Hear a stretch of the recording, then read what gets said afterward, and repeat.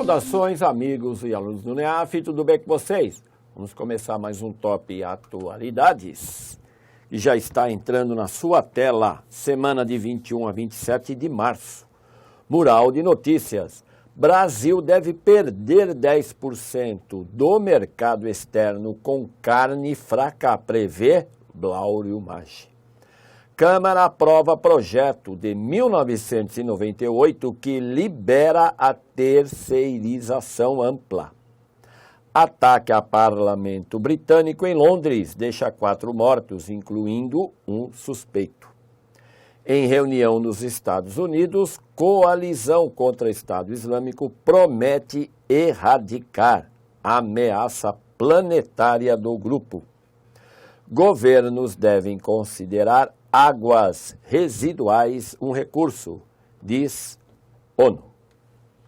E uma vez lido aí o mural, a gente vai para aquela aula de destaque.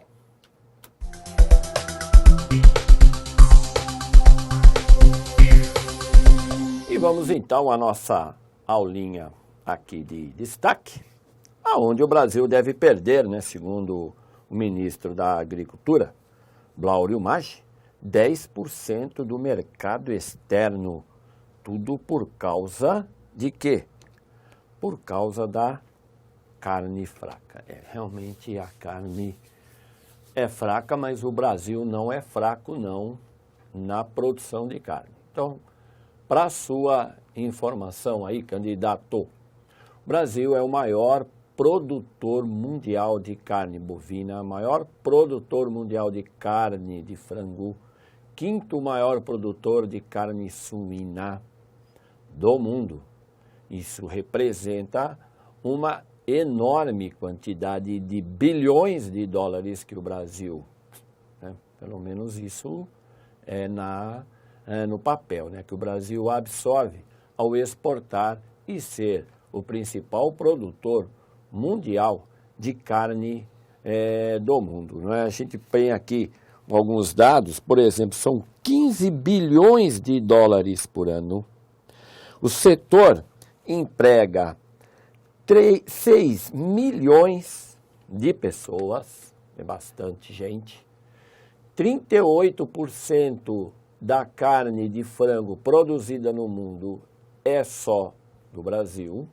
Então, é um domínio, assim, sem o menor risco de algum concorrente superá-lo, e 20% da carne de boi ou bovina produzida no mundo é só do Brasil. Então, ele também é outro, no setor bovino, outro país que não tem sido ameaçado. Nossos maiores concorrentes na produção de carne são os Estados Unidos, a Austrália e a Argentina, que, para você ter uma ideia, para ter aí uma comparação, o número de cabeça de gado nos Estados Unidos está em torno de 88 milhões de cabeça. É um número considerável. No Brasil, nós estamos chegando perto de 230 milhões. Então, aí vai. O Brasil só pode perder a liderança nesse mercado por pura incompetência e aí a gente tem que abrir aí um porém, a Operação Carne Fraca da Polícia Federal foi um desastre. Ela foi um desastre porque muita mídia, tem gente aí na Polícia Federal querendo aparecer muito. Então não precisaria fazer o que fez. Por quê? Porque agora isso está repercutindo no mercado externo, já que não foi constatado até agora o envio de carne estragada para nenhum dos nossos grandes compradores. Vamos pegar um exemplo. A Rússia é o maior exportador de carne suína do Brasil, enquanto que Hong Kong é o maior exportador de carne bovina, suína, e a Arábia Saudita é o maior comprador de carne de frango. Nenhum dos três abriram aí um bloqueio contra a carne produzida aqui no Brasil. Então, apesar de alguns países como o Chile, por exemplo, a China ter colocado em dúvida a importação de carne, esses mercados não sofrem nenhuma ameaça. Mas o país vai sair chamuscado, sim, dessa operação chamada carne fraca. Um detalhe, hein, candidato, porque isso aqui é um assunto que vai ter desdobramento aí no futuro e é claro que nós vamos trazê-lo aqui novamente para o NEAF. Mas não se esqueça, a Polícia Federal não fez essa operação para verificar se a qualidade da carne no Brasil era boa ou não.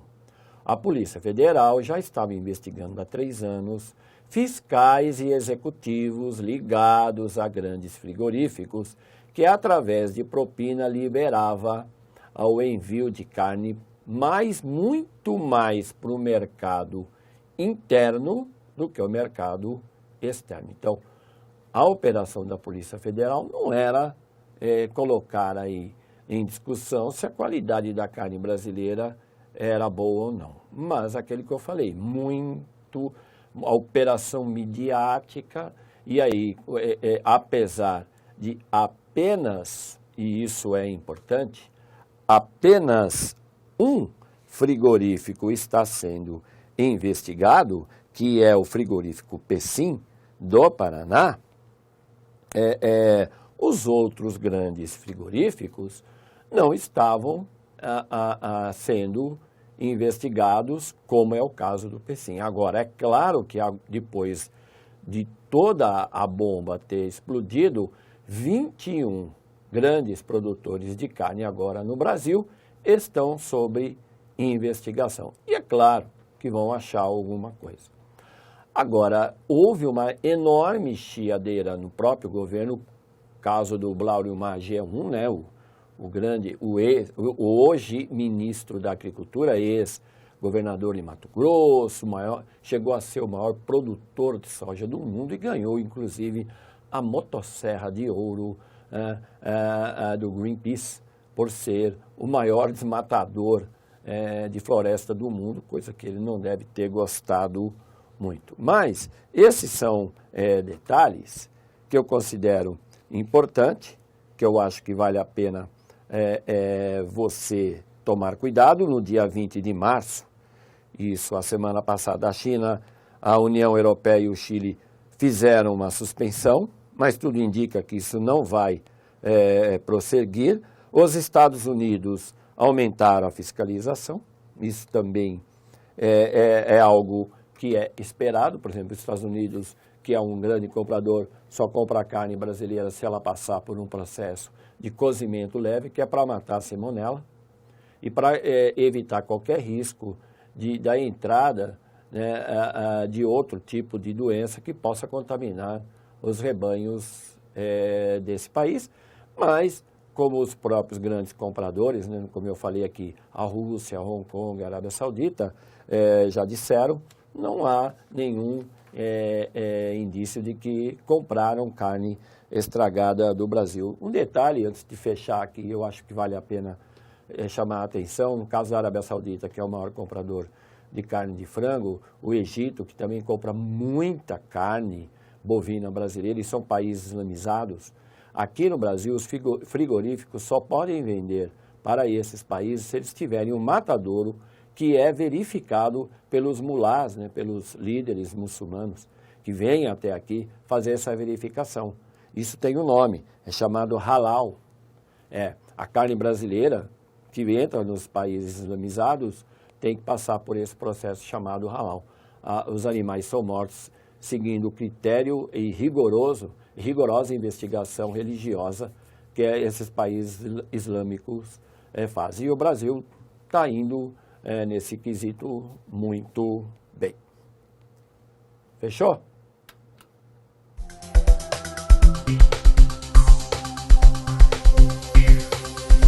E continuando aqui o nosso top atualidades, Brasil terceirização e viva, agora sim está tudo de acordo com o que o grande capital e os grandes empresários querem.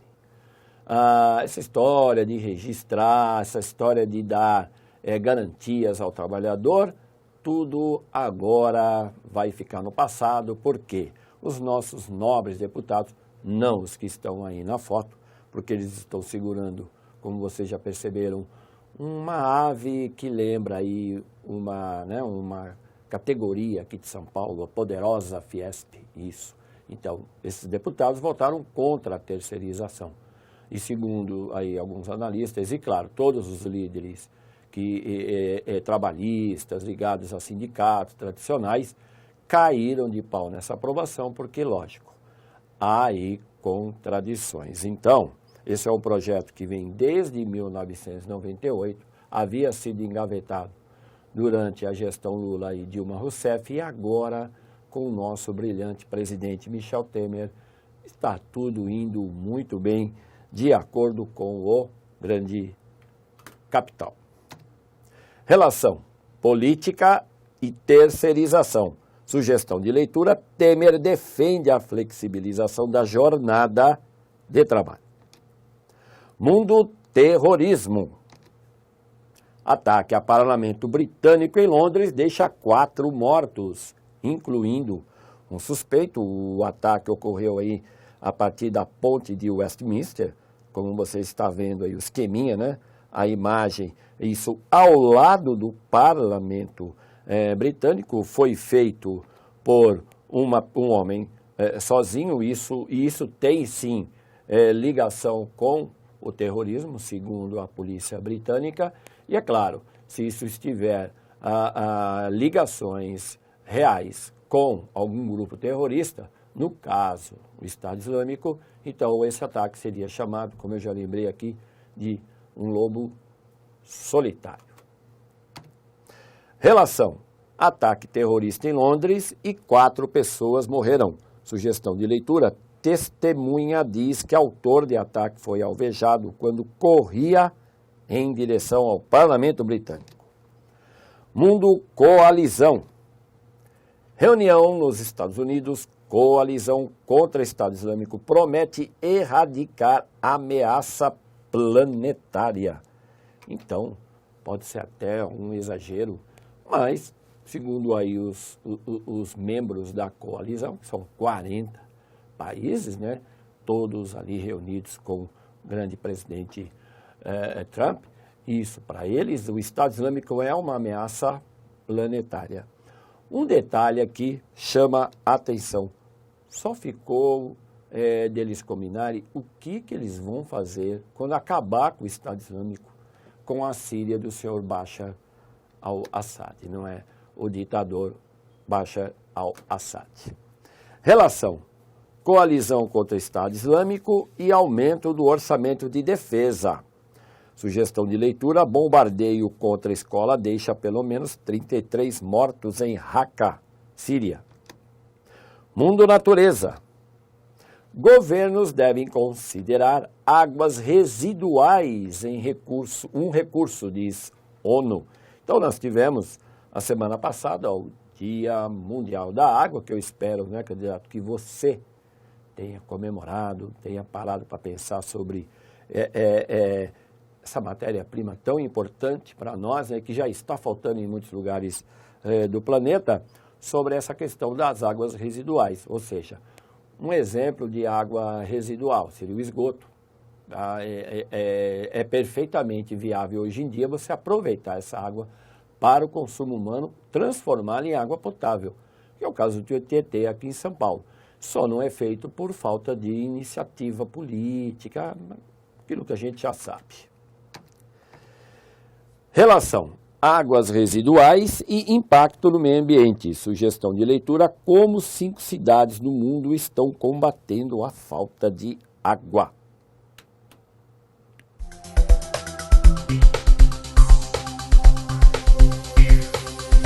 Então vamos para o resultado do desafio da semana passada. E se você não viu a questão, ela está aí na sua telinha. Leia com calma, com cuidado, e eu espero que você escolha a alternativa D.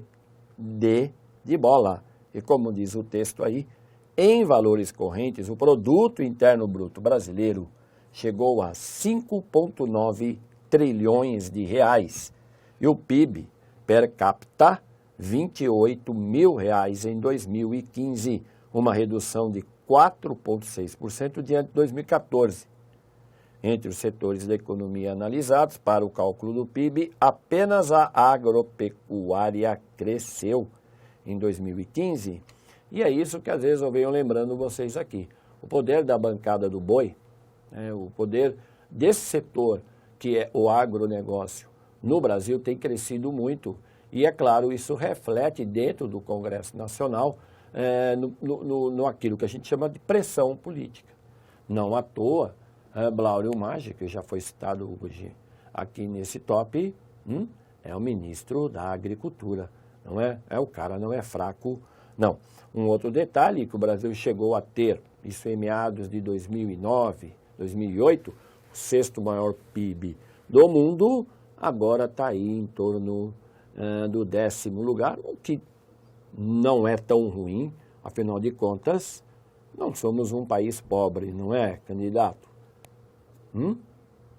Não somos, mas pensa sobre isso. E vamos então para o desafio dessa semana. Contrariando todas as previsões, o magnata republicano Donald Trump derrotou em uma eleição histórica que deixou o mundo atônito e surpreendeu os próprios americanos. Com uma surpreendente vitória das urnas, o republicano foi eleito o novo presidente dos Estados Unidos da América. O resultado contrariou projeções de renomados institutos de pesquisa e derrubou bolsas em todo o mundo. Assinale a alternativa que preenche corretamente a lacuna no texto anterior. A. Barack Obama. B. George W. Bush. C. Hillary Clinton. D. Vladimir Putin. Ou E. Al Gore. E assim terminamos esse Top Atualidades, que foi de 21 a 27 de março. Esperando, como sempre, que ele tenha sido útil, e contribua aí para você, para a tua formação, para os seus estudos, para que você possa se dar bem esse ano em algum concurso.